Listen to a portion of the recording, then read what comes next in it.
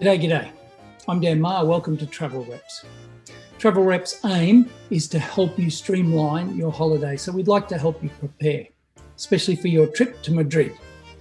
After 40 years of taking people overseas and groups of people overseas, the difference between somebody who's well prepared, knows their way around town, is not only they're more efficient whilst they're on their holiday, but they enjoy it a lot more and they get an understanding for the local way of life and tend to know it a lot better.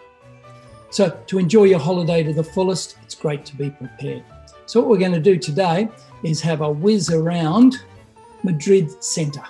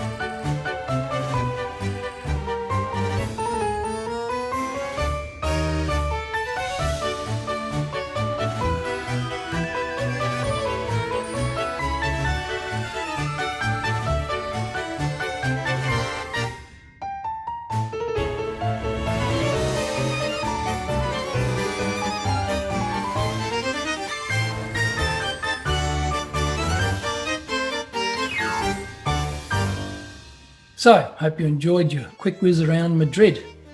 And remember, there's plenty of other things to do and see whilst in Madrid. There's a type of architecture called Baroque style. And what it was designed in the 17th and 18th centuries, and it's characterized by ornate detail.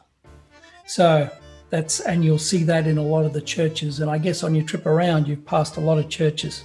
There are a lot in the area. And it's not only ornate detail in architecture, but it's also in the art of the time and the weavings. Flamenco, that can make a great night out. A flamenco is music and dance, and it originated in Spain and is often combined with a dinner night out. So that's something you might enjoy while you're there. But all in all, go and see your travel agent about all the other things to see and do and how to be safe while in Madrid. So if you love Madrid as much as I do, then you should have a great time. Enjoy yourselves, travel safe.